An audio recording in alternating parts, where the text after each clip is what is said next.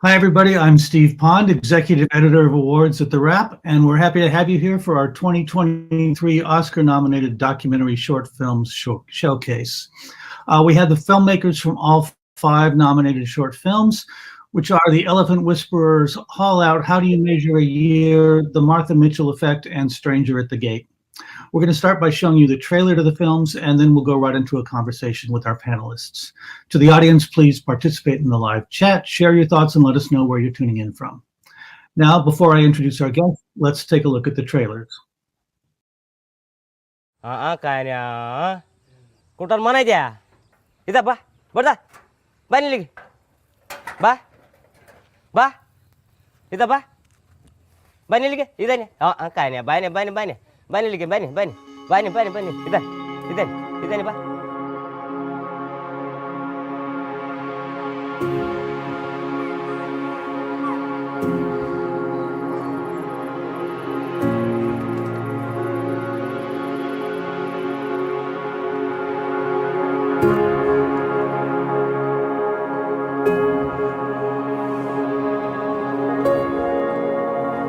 Nana gambis tinsa, ni nana gambis tinsa.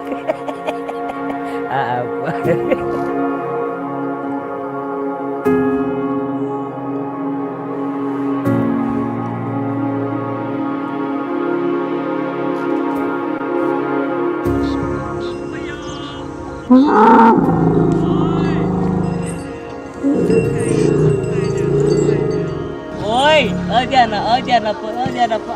itu. Rakbaya, ita. ಬಾ ಇದ ಇಲ್ಲಿ ಬಾ ನೀನು ಬಾ ಇದ ಅದಕ್ಕೆ ಬಳಿಲದ ಬರ್ನು ಯಾರು ಇಂದ ಮಾರ್ಲೆಲ್ಲ ಬರೋದು ಬಾ ನಿನಗೆ ಯಾವ್ದು ಬೇಡವ ಪಟಾಯ ನೋಡೋದ್ಕಿರ ಪಟಾಯ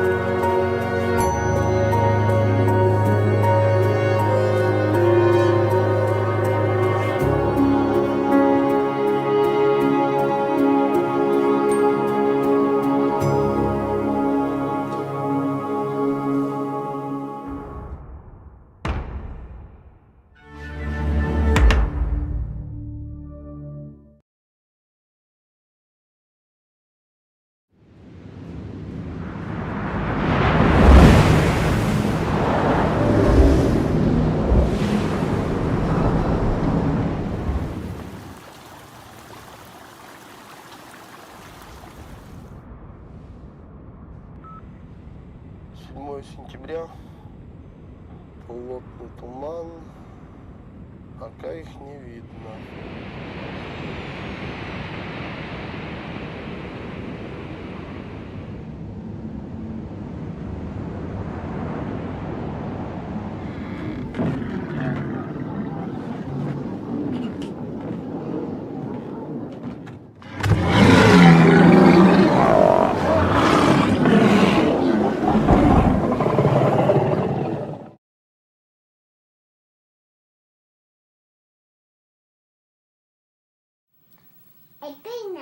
Okay.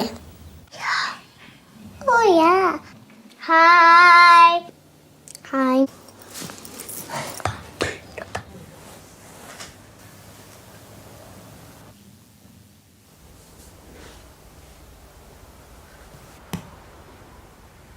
Test. Testing 1, 2, 3.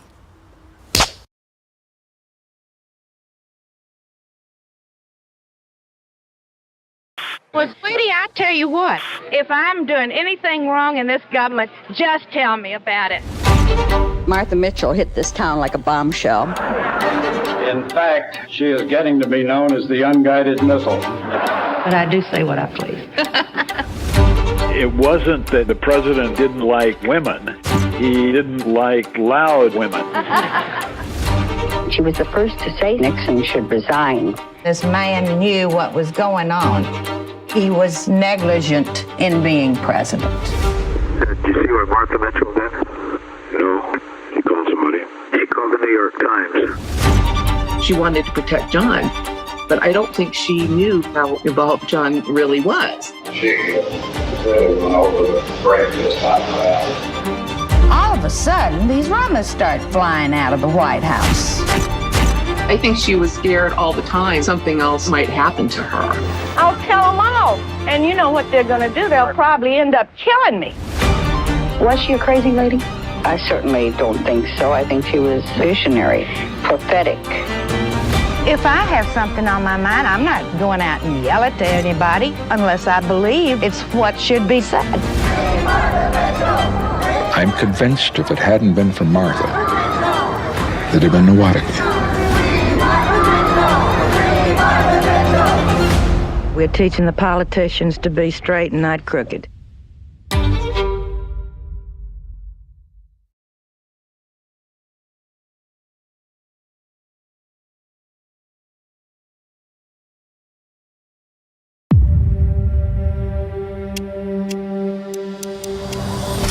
My dad calls my mom the Mother Teresa of the Muslim community, and it's definitely true. When I tell people this story, they tell me that they don't believe me. When I first saw him, I remember saying, there's something not right with this guy. It was a little scary. You know, he thought he was doing the right thing. He was at war with Muslims in his mind.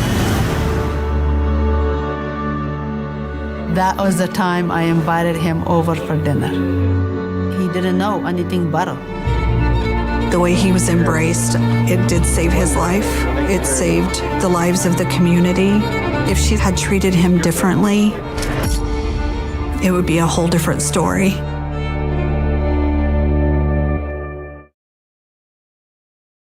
Welcome back. It's my pleasure to introduce the filmmakers behind the 5 Oscar-nominated documentary shorts. From The Elephant Whisperers, director Kartiki Gonsalves. From Haulout, directors Maxim Arbugaev and Evgenia Arbugaeva.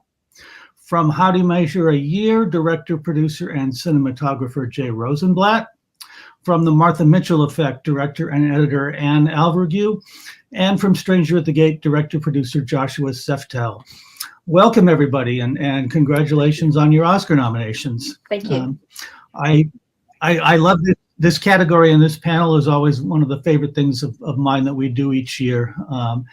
And it's such a great collection of films. I mean, you know, we have one movie made by brothers and sisters above the Arctic Circle, and we have another one made by a director and his daughter on the couch. So, you know, it's quite the variety. I want to start just by going around the panel and asking you, you know, tell us a little bit about your film and what led you to want to make it. And we'll go alphabetically by film title. So Kartiki with Elephant Whisperers.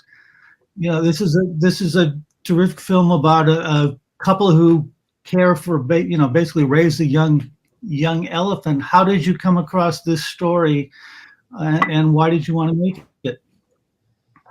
So I actually grew up in the same space where I made the movie. The elephants live about 20 minutes from my home, and this is in the Mudumalai Tiger Reserve in the south of India, in the state of Tamil Nadu.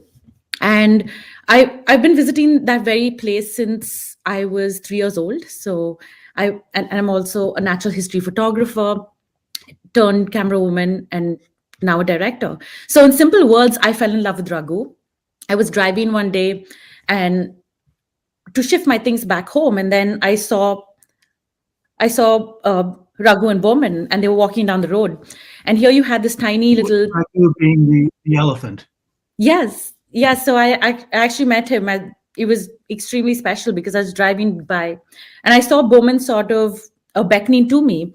So I pulled my car over to the side. It jumped out, And I went and joined them. They went down to the river for a bath, and I joined them in the river, and we were just splashing around. And here you had this tiny little elephant who was so vulnerable.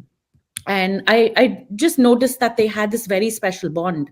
Here you had this man who had this very special bond with this young elephant. And all my life, I just seen elephants that were really large, and they were with their mahouts at the time. But this was really different. And over the course of that day, I just really had this very special bond with Raghu. And that just led me to the entire question of why was this young elephant with a man, and he should be out in the wild with his wild herd. And that just brought me to the bittersweet beginning of the story. The Asian elephant is losing its habitat at a very rapid pace due to encroachment and climate change in a country that is so fast developing like India. And right now, there are roughly about 35,000 to 40,000 Asian elephants left, and the situation is very grim. We're just losing elephants at alarming rates due to poaching and human-animal conflict. So I just really wanted the story to be positive. Why focus on all the depressing parts when there's so much beauty and this unusual family dynamic? You had Bowman, who was like a father, and so much more to Raghu. And Raghu's mother got electrocuted and died instantly because his herd had wandered into a nearby village in search of food and water. And this was a direct impact of climate change in many ways. So I think it was because of a long drought that we had in the region during that time. So I just really wanted people to be able to understand these beings on a deeper level and to also recognize their similar traits and intelligence. And I hope that that would get people to protect elephants and also their landscape. And I wanted to also bring out the importance of indigenous people and the knowledge that they have and the way that they look at life. And I think in this time, there are just so many stories of animals being killed and species dying out that I just really wanted a positive story that highlights the beauty of man and animal working together. And I just strongly believe that coexistence is the way that we need to move forward into the future. And only through mutual respect and cooperation can we help save the planet. And then I started out this 5-year documentation back in 2017. And we completed in 2022. So it's been a beautiful journey. That's how this journey came into being. Yeah. Now, you'd never made a movie before, right? Were you looking to get into filmmaking? I actively wasn't actually. Started out as a very personal journey about me falling in love with a baby elephant. And that's when I realized that I was experiencing this very unusual family dynamic right in front of my eyes. And being a natural history storyteller, it was an organic way to move forward. So this is my debut documentary. Right. So let's move to Haulout, which certainly has some similarities in that it sort of chronicles the effects of climate change on a species, in this case walruses. But Maxim and Evgenia, this actually takes place not too far from where you grew up as well, right? Up in Siberia near the Arctic Circle. Yes, we grew up in a small town on the shore of the Arctic Ocean called Tiksi, and the place, the region Chukotka, where we filmed Haulout, is a neighboring region. And so being in the tundra and next to the ocean is a very familiar environment for us. And actually, I see so much similarities with Kartiki, actually, with your experience and your journey, because I'm also a photographer, and we've been documenting the life of indigenous community, Chukchi community in this small village called Enurmina, and for a couple of years. And one day, hunters, and these people, they still live off the land and the sea. And one day we were on a boat on the hunt, and they brought us to this desolate beach, and it was a very strange looking place. It was completely dark. It was the sand of the beach was completely kind of burned, and it was full of bones and skulls, and the smell was horrendous. And there was this tiny little hut in the middle of it. And the hunters told us that thousands of walruses haul out on this beach every year, and then there is this lone scientist who lives in the hut. And of course, we were intrigued by this. And next year we came back and we spent time with the scientist whose name is also Maxim. And we saw the Haulout. We experienced it, and we just thought that this is such an important story to tell, because as a documentary photographers and filmmakers, we've been covering Arctic region for more than a decade now, and of course, the stories that we bring back become more and more about stories of devastation from climate change. And I've never saw such a story of climate change in such a kind of evolve, like kind of seeing something in such a short time, in just 3 months. And we just thought that we need to make a film, because unfortunately still photography wasn't the right medium for that story. So then we came back and we spent 1.5 months with the scientists in the hut. Yeah. I feel like your film has one of the most amazing shots I saw on screen this year, where the morning comes and you look out of this little hut and the beach is just tens of thousands of walruses everywhere. I mean, did that come as just the sheer quantity there? Did that come as a surprise to you guys, or were you expecting to find yourself surrounded by by that many giant creatures? Well, because we were there first time experiencing Haulout in 2019. So this is actually, we were lucky that it happened exactly the same way. So the first time in 2019, we were expecting them to come out. We heard that there will be all these walruses surrounding us, but we didn't know what to expect. And then one morning, Max actually, he went out like at 5 a.m, and then he came back and he was breathing heavily, and he's like, "Hey, wake up! You have to see Yeah, this." it was like a dream, like a dream, and yeah, that was overwhelmed. We were very overwhelmed seeing such a big amount of walruses. We were like shocked. And also the light was surreal. It was dawn, so it was all blue. So all walruses looked very blue, like this, mystical creatures. And so next year when we started filming, we really hope that maybe, hopefully we can recreate, or not recreate, or capture the same feel. And it happened exactly at the same time, actually, almost to the minute. So we were lucky in that sense. Right. Okay. Jay, how do you measure a year? I mean, I think you did something that every parent would look at and go, "Oh, why didn't I do that?" Which is, once a year you sat your daughter down on the couch and asked her a series of questions.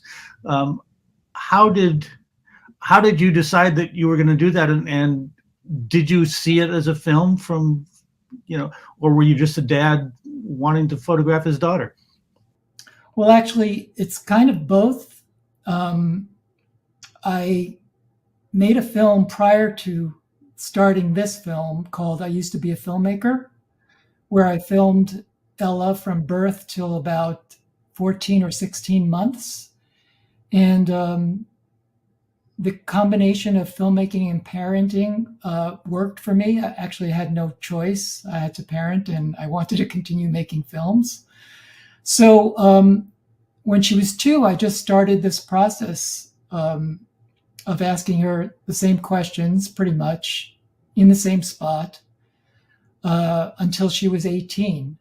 And I didn't look at the footage at all. So I didn't really know if it had come out. I was just a little superstitious. I had an old camera that I kept using way beyond the time I should have, but I wanted it to look the same each year.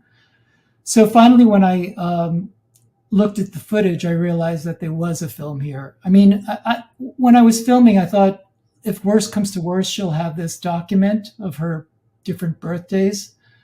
But then when I looked at all the footage, I realized that, yeah, there's something here that's worth pursuing. Right. I mean, this is a film, obviously, that requires a willing subject, or perhaps at times a reluctant subject who goes along with it anyway. I mean, were there points when you thought, oh, she's not going to do this anymore? Well, in the film, that when I think it's age 14, where she really doesn't want to be there. She's kind of depressed and not happy. But, she was a trooper, and she kind of showed up in her own way every year. As she got older, teenager, she wanted to get on with it very quickly. And I was futzing around, and she was getting a little impatient, but there was never a year where she said, I don't want to do this anymore. I never had to coerce her into it. I think part of it is we've made several films before she was age 5 together. So she was kind of used to the process. And as you see in the film, towards the end, you realize that she really has grown to appreciate it deeply. So, Anne, the Martha Mitchell effect. Martha seems to be having a time right now, but for you, why Martha Mitchell now? Sure. Yeah. So a few years ago, around 2019, my director, Deborah McClutchy, and I were looking to tell a female-driven story. We were in the middle of the Trump administration and still devastated, by the way that female politicians had been treated by him and others like him. And we heard about Martha and couldn't quite believe that she had sort of been lost to history. How could this kind of amazing, charismatic, outspoken woman,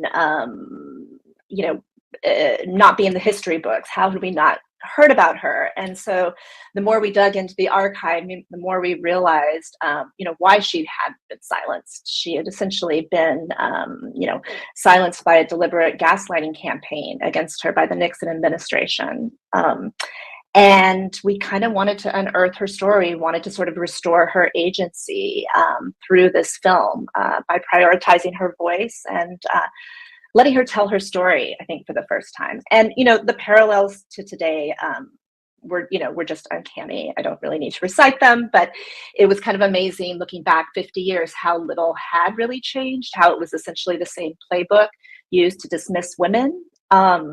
And, Watergate was a series of dirty tricks to win re-election. Same for Watergate, same for Trump with the big lie. So we felt that Martha was a good vehicle to sort of relive and sort of tell this part of history while also being able to examine the parallels of today. Did you have any idea that there was also a miniseries in the works where Julia Roberts was going to be playing Martha? Not when we started. We did not have that idea. We found out about it while we were in production, but we didn't know when it was going to come out. And I will say we did premiere and come out before Martha. We premiered at before Gaslit. We premiered at Sundance in January 2022, and Gaslit came out in April. So right, yeah. I mean, it's funny. I was a teenager during at the time of Watergate, and I remember I had one thought about it, and I was terribly anti-Nixon, but Martha Mitchell still was like, oh yeah, she's crazy. I mean, whatever they did worked on a 15-year-old from Orange County, which is strange because I see the movie and I think, oh, I wasn't listening to her at all, was I? Yeah, I mean, absolutely. You're certainly not alone. I mean, so many people have come up to us and said, we thought she was crazy. We thought she was a drunk, that she was mentally ill, all of these things. And of course, I mean, listen, the mainstream media believed the talking points of the Nixon administration. All you have to do is look at some of these news clips that we present. I mean, just the way that they frame her is pretty baffling, but also not necessarily surprising. And luckily for us, there was this catter of female journalists who really believed her and reported her. And if it wasn't for that record, we wouldn't really be able to exhume this story today. Mm-hmm. Right. Okay. Joshua, I mean, Stranger at the Gate is one of these, stranger than fiction stories where, you have this former, military guy who wants to bomb a mosque and ends up being friends with them.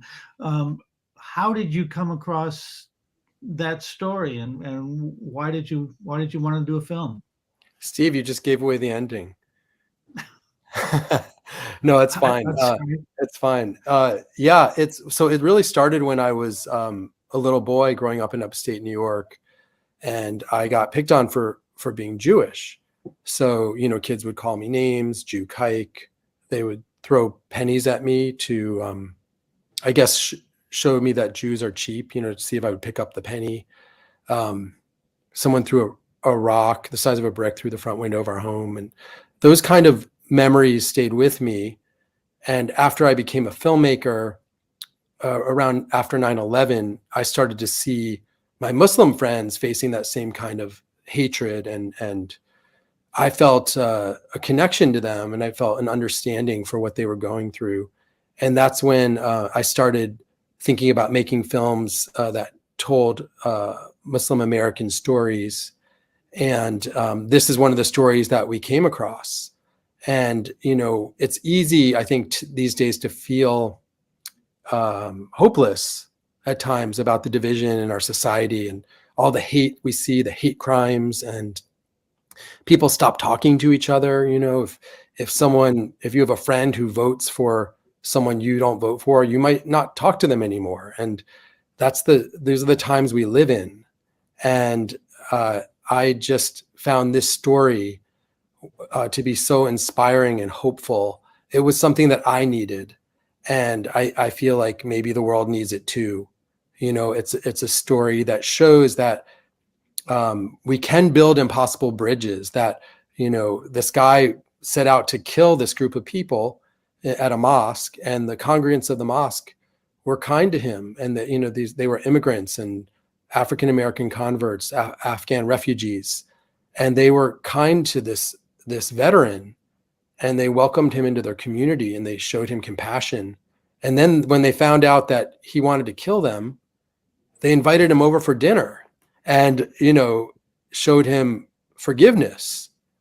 And I think there are so many lessons we can learn from what these people at the mosque did, and how they handled this kind of hate and division. And really, through kindness and compassion, the hate melted away. And I think that this is a story that is just applies to our times. And I hope people are inspired by it and feel like that there is hope, that we maybe, if these people could get along, maybe we can too. Yeah. I think after it was done, you got Malala as an executive producer. I know I met her at the Noanese luncheon with you. How did that happen? Well, early on in the project, we had made a list of, if we could, who would be the perfect ambassador, the perfect champion for this message in this film. And when we made the list, number one on our list was Malala. And so we reached out to her and we showed her a version of the film, and she responded to it and said, this is a film we need right now. That was a quote she said to me. And we just felt that, having her be a part of this project could only help amplify this message and get this word out about this story about compassion and hope, and that people can change and maybe things can get better.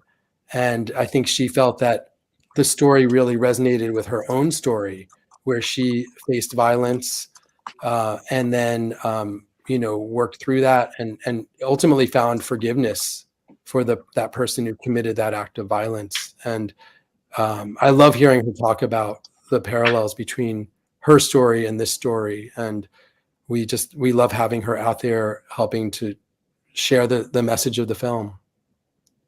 Right. Well, let's talk about the particular challenges of each of these films. I mean, obviously there are all kinds of challenges that go into making short films and feature films. But what were the particular ones for you? I mean, Kartiki, for Elephant Whisperers, what were, as a first-time director, what were your biggest challenges?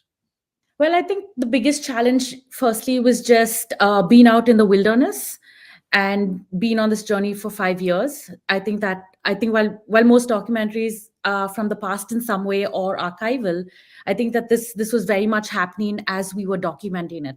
And one of the challenges was not to get emotionally invested into what was happening as we were watching it and recording it, because I think as documentary filmmakers, we really need to remember that we're merely spectators and recording it. And I think it was really hard to do that. And I think one of the other one is extreme close-up encounters with wild animals. We were filming wild tigers, wild elephants, leopards, gaur. So we had months of just being out in the middle of the wilderness documenting wild animals. In fact, while we were filming Raghu on going about his daily life, a leopard came flying out from the side and attacked a deer, and we were just stunned because that would happen right where we were at. So, and then obviously working with elephants is dangerous. We got charged many times. There were instances where elephants were literally about to trample our vehicle that we were in. So obviously the challenges of working out in the wild. And another challenge that we faced is we shot the movie with natural lighting because we really wanted to bring out the beauty of the landscape. And it's a place that I've been seeing all throughout my life, and I just understood how beautiful it was, and I wanted to showcase that very beauty to the world. So I decided to shoot completely with natural light. And when we had the scenes inside Bowman and Belly's house, we kept it to what their life was like, because they only had candlelight. I wanted to respect that rather than bringing in bright lights for everybody to see. So shooting with natural light is challenging because you have to also go between sunlight and shade, and that changes very drastically in natural settings. And so that's something that we had to do. And we also took an ethical stance to really use natural lighting because we were working with animals. We didn't want the light to disturb the elephants or the wild animals in any way. So we just really took advantage of golden light, dusk and dawn, when animals are the most active, and we wanted to document the beautiful light that we had, and the overcast on rainy days and so on. So that's also beautiful. And I think that would sum it up. I think everything was on the go for us. Verite documentary has its own challenges, and it was a beautiful journey, I think. So yeah. I mean, speaking of dealing with wild animals, I mean, Maxim and Evgenia, it seems like there must have been real logistical challenges in Haulout. I mean, you were pretty much stuck in that little hut as you were surrounded by the walruses, right? Yes, we were actually living in this hut for 3.5 months with our protagonist, and we kind of had our little bunk bed behind the stove, which was actually the warmest spot, it turned out. It was challenging and at times quite claustrophobic, I have to say. Being surrounded and not being able to leave the hut, and we had enough provisions for the whole time, but the water, we needed to get water at this little stream in the tundra, and so the water was running low at times. And but these are the things we've sort of anticipated and are quite used to, because we've worked a lot in quite remote areas in the Arctic before. But probably the most challenging thing was emotional, really. To be there in this hut in the middle of it and just hearing these animals suffer and suffocate each other. And you can actually, we were laying in the bed and we could hear just behind the wall all these animals either banging and on the wall. It just really, and all the sounds, and also some scenes that are in the film when a little baby walrus was stuck in the hut and lost its mother, and there was nothing we could do, or we could just only watch it die. And that was the most difficult part, just to be there and knowing that this is an irreversible process, and it's only gonna get worse from here, and feeling helpless. So yeah, it's unfortunately it's not a story of hope, but I feel that, you know, we all need to contribute to this conversations from different angles, and this is the report from where we're from. And Yeah, and one of the biggest challenge was to charge batteries. So we had a generator with us, but we couldn't use it like we couldn't use it so much because you know, the walrus is afraid of the smell of the generator. So we had to be like keep keep the gas on as well, and so we had to be careful with we had to be careful and save the batteries as much as we can. yeah, because even though this animals seem quite big, you know, and threatening at times with their tusks, but actually they're very vulnerable because they're not in their natural environment. So any noise, any smell, anything foreign to them can send this wave of panic through the whole Haulout. So we had to be really careful and minimize our impact.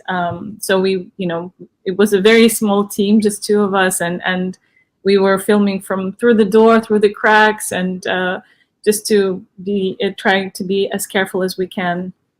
Yeah, right. Jay, what about for how do you measure a year? What were, I mean, I imagine that the editing was pretty intricate, trying to get, you know, 17 years into half an hour. Well, I think the main challenge was after the first few years. The first few years, I had a friend of mine, Thomas Logaretti, to do the cinematography, but he moved, and then from about age 6 or 7 on, it was just a one-person show with me, and that can be really challenging, especially when you're not very technically adept. So, I didn't. I said earlier I didn't know if the audio was working. Sometimes it would cut out in the headphones I had. Also, because I wanted to keep things consistent, it was a little challenging to keep the same couch for 17 years. So my wife finally won out, and I think at about age 16, the couch changes. Nothing like those challenges that were just mentioned. These were much more kind of personal, family challenges. My daughter was great throughout, but she was growing up, and there were a lot of challenges just keeping her focused, especially when she was really young. But more than the challenges, it was just this very joyful process and very, very loving. I've never made a film with a subject I loved this much. So, Anne, for Martha Mitchell effect, I mean, you're making a film basically entirely with contemporary footage from that time. You don't have talking heads explaining, what happened to Martha and why it was important or any of that. So, I mean, what were the challenges there? Sure. Yeah, I mean, that was our largest challenge. We knew initially we wanted to tell an all archival film to immerse the viewers in Martha's world. And we knew we had archival verite of Nixon and his cohorts from the Super 8 collection at the Nixon Library. But Martha was more challenging. We had no home movies, so we had to rely upon news reports, radio interviews.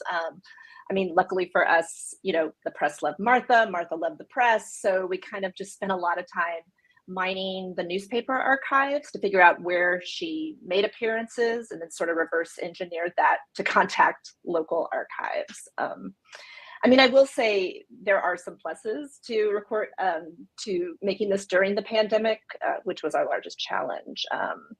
In that, all of our contemporary interviews were done over Zoom because we couldn't travel to anyone, and most of our primary sources were older. So I guess there was an upside with that. But yeah, a lot of the archival houses were closed, including the Nixon Library. So we really had to do a lot of workarounds. Right. Joshua, what about for you? I mean, you're balancing a couple stories here, I guess. The story of Mac, the guy who came back from Afghanistan, but also the story of the the people at the mosque and all of that. I mean, what were your challenges? I mean, I would say one of the big challenges is when you're telling a story that has already happened and there's no archival material. So we had to figure out how do we visualize this, and one of the things that we did is when I interviewed people, I wore a microphone too, and we had these conversations that were very intimate, and we used those moments where you could hear my voice, where you could watch the reaction that they had to my question, so that we could really get to to understand the characters in a way, almost by creating verite moments out of an interview. And that was something that we did throughout. And you'll see sometimes I'll ask a question in the film and the person doesn't even answer the question at all. They might not say any words, but it's about their facial expressions and their reactions to the moments that I think reveal a lot about them. But I think, like, to me, the biggest challenge for in this film was, and I think it's probably true for everyone on this call, is that when we make a film, we want to make sure that we were respectful, that we told the story in the right way, that we got their story right. And I'm always worried about that, in every film I make, but particularly in this one. And we decided to show the film to the congregants, the members of the mosque, right when we finished it, before we put it out into the world. So we held a special screening in the basement of the Islamic Center in Muncie, Indiana, and about 80 members of the congregation showed up, and we watched the film. And then the lights came on, and I didn't know if they were going to like the film or hate the film or what was going to happen, and I was worried about it. And then one person in the room stood up and raised his hand, and he said, "I just want to say one thing. I hope that every American gets to see this film." And this feeling of relief ran through me, because I realized that they felt like I think I got the story right, but also a sense of responsibility too, that that's our goal now, is how do we get as many people to see this film as possible, because I think this film has a lot of hope in it about what our country can be, what our world could be like. And we just want we want to do what that guy asked us for, which is to just get as many people to see it as possible. Right. I mean, I feel like one thing that a lot of these films have in common is that, you are dealing with issues like climate change and dirty tricks and gaslighting and all of that, but you're doing it pretty subtly. I mean, Kartiki, your film doesn't talk about climate change. Maxim and Evgenia, you mention it in the end titles, but before that, we're just watching these creatures, and and at no point do you have somebody say, and here are the connections to what's going on right now. In all those cases, it feels like you are dealing with pretty urgent contemporary issues, but you're doing it quietly. You're just saying, here's the story. Kartiki, I see you nodding. Was that important for you? Yes. I think while most films are focused on humans being cured by a bond with an animal, or humans being harmed by wild animals, and also wild animals suffering from human expansion into their territory, I just wanted The Elephant Whisperers to let viewers understand both the elephant and the human carers with very little, almost minimal outside interpretation. I was just really trying to focus the portrayal of the dignity of both the elephants and the indigenous people who have literally lived with them and cared for them for centuries. And I wanted to get the audience to stop seeing animals as the other, and to get them to start seeing them as one of us. And I think coming alongside with Indigenous people, they have such an in-depth knowledge, which is ancient, and respect for the land that they live on and share their space with. And I feel like there's just so much that we can learn from them, and respect for the land, taking only what they need, and which also supports regeneration. So I think that I just really wanted to focus on the documentary just offering a beam of hope, of mutual respect and cooperation, and a way forward through coexistence. Right. Yeah. Maxim and Evgenia, was that, was it important for you to, to not just to have the climate change, mentioned in an end title, but focus on this individual story first? Yeah, our film has super minimal dialogue. I think he says it maybe he uses his voice maybe like 4 or 5 times in the entire film. We just really wanted to, first of all, to give space to the natural elements, to the landscape and wind and tundra, and we just felt that it needs this space without words, and to kind of set the atmosphere, to get the viewer to feel the place. And also because it's the first time we encountered the story, we had such a strong reaction, and we were on such an emotional journey that it was we wanted to keep that for the viewer as well. So we just wanted to take you and place you in the middle of this hut and see, and so that the viewer can see for themselves what is really happening in this region, and then also just to arrive to this understanding of the impact of iceless sea to population of walruses, and then kind of in the end just anchor it with a few words. And also, being Northerners, I think people there are, and especially our protagonist, is really a man of very few words, and we wanted to maintain that kind of rough and quite laconic world, the Arctic. Mm-hmm. Right. Anne, I mean, I you said earlier in this conversation that you didn't need to explain the parallels to today, and I feel like you treat viewers the same way. It's like I'm not going to need to explain to you why this makes sense now. Is that accurate? Yeah, I mean, we always describe this film as sort of a case study of gaslighting. Often you only hear sort of one side, right? But because of the White House tapes, we were able to see both sides and sort of allow the viewer to witness the machinations sort of play out on their own. And then, we hope that people, particularly, young women and girls, can sort of now recognize the mechanisms of it and be better equipped to call it out and fight against it. I mean, it's still very prevalent, still going on. I also want to add, we also wanted to tell the human side of a political scandal. This isn't just a play-by-play of what happened to Martha, this hidden figure who played a larger role in Watergate, but it's also a love triangle. It's a dissolution of a marriage, but it's also a love triangle in the sense that it was, sort of Martha and Nixon sort of battling it out to vying for the attention of John Mitchell. And in the end, it's a tragedy. John Mitchell chooses his boss over his wife. So it really is the human side of a scandal.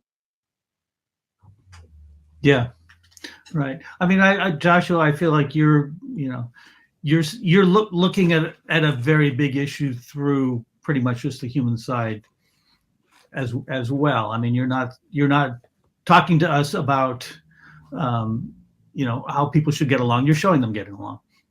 Yeah, I guess in some ways the film is like a case study of a hate crime, but a hate crime that never happened.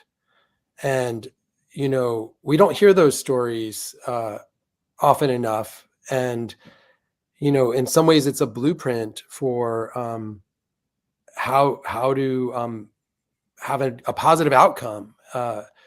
It's a blueprint or a call to action to all of us, like that, you know, this woman, the main character of our film, when she finds out that people hate her because of what she believes in, because of her religion, because of the head covering that she wears, when she finds that out, her first reaction is she wants to invite them over for dinner and to talk with them and to actually build a bridge and to change their mind.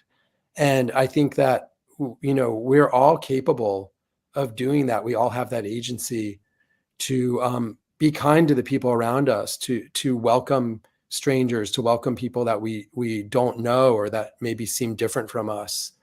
And, you know, this woman, Bibi Barami, who's in our film, to me, she's like a modern day hero. It's sort of a new kind of hero. This person who invites people that hate her over for dinner and tries to change them. And I think, you know, in my mind, if there were more Bibi Baramis in the world would be a better place. And I think we can all be a little bit like her. It's possible. It's within our reach. Mm-hmm. All right. Jay, I want to give you the last word here. I mean, you've been making short films for decades. You were nominated for an Oscar last year for When We Were Bullies. I mean, what is it about the short form nonfiction format that, you know, that speaks to you, that makes you want to continue working in it? I really believe that films have an organic length. And if you pay attention to what you're doing, the length of the film speaks to you. For me, it's always been short. I sometimes start out thinking it's going to be a longer, maybe a feature-length film, but it ends up becoming a short film. And I think in my film in particular, this year's, the fact that we watch this girl develop, you know, her personality, physically, emotionally, in just 29 minutes gives it its power. If it was, I don't know, if it was an hour and a half, 2-hour film, it might still be strong, but I think this in particular makes it that much more powerful. So I believe if you can say what you have to say in a shorter amount of time, probably better, because I think most films are too long. So I'm all for short films and short filmmakers. So I want to congratulate all my fellow nominees too. Great work. Right. Well, yes, I'll second that and congratulate all of you for you know, for showing what can be done in short format. I mean, you know, for the audience, if you haven't seen all 5 of these, you should definitely, you know, see them, not just because they're nominated for Oscars, but because they're great films. So also to the audience, thank you for joining us. And you can learn more about upcoming screenings and get exclusive content and premium events by becoming a member of Wrap Pro. There is a free trial going on. Also, for screening information and for videos of past screenings you might have missed, you can go to TheWrap.com and click on the events tab in the main navigation bar. So everybody, thank you so much for your films and for the conversation. Thank you. Thank you. Thank you. Thank you.